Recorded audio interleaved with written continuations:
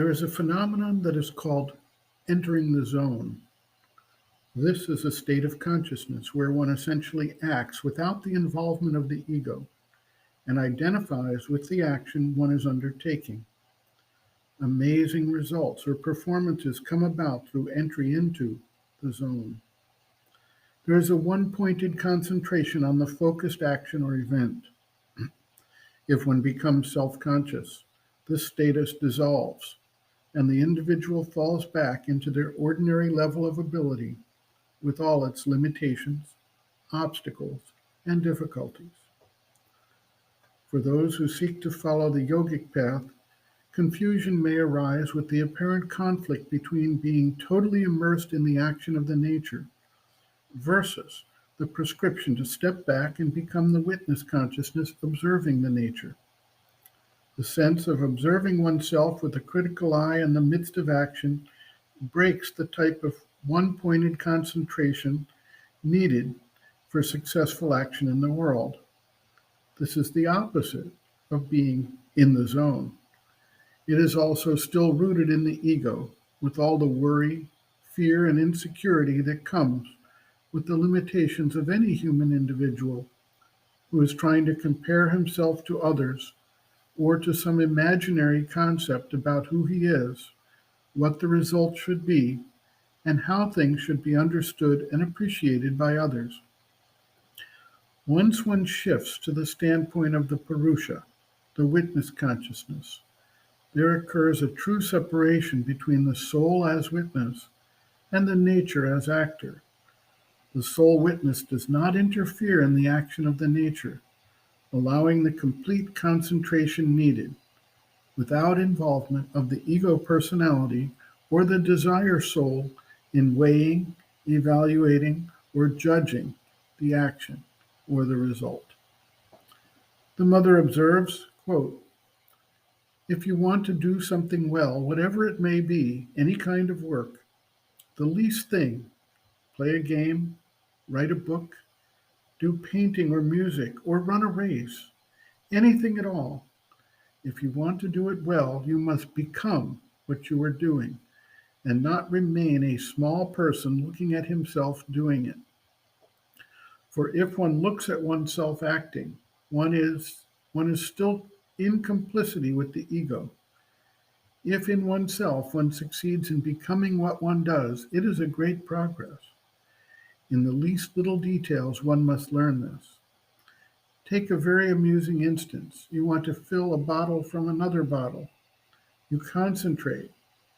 You may try it as a discipline, as a gymnastic. Well, as long as you are the bottle to be filled, the bottle from which one pours, and the movement of pouring, as long as you are only this, all goes well. But if, unfortunately, you think at a given moment, it's getting on well, I'm managing well, the next minute it spills over. It is the same for everything, for everything. That is why work is a good means of discipline. For if you want to do the work properly, you must become the work instead of being someone who works. Otherwise, you will never do it well. If you remain someone who works, and besides, if your thoughts go vagabonding, then you may be sure that if you are handling fragile things, they will break. If you are cooking, you will burn something. Or if you are playing a game, you will miss all the balls. It is here in this that work is a great discipline. For if truly you want to do it well, this is the only way of doing it.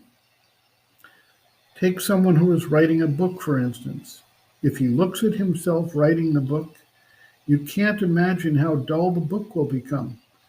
It smells immediately of the small human personality which is there, and it loses all its value.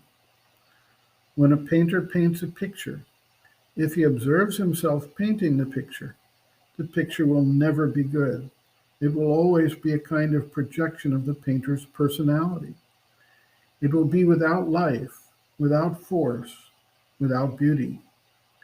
But if, all of a sudden, he becomes the thing he wants to express, If he becomes the brushes, the painting, the canvas, the subject, the image, the colors, the value, the whole thing, and is entirely inside it and lives it, he will make something magnificent. For everything, it is the same.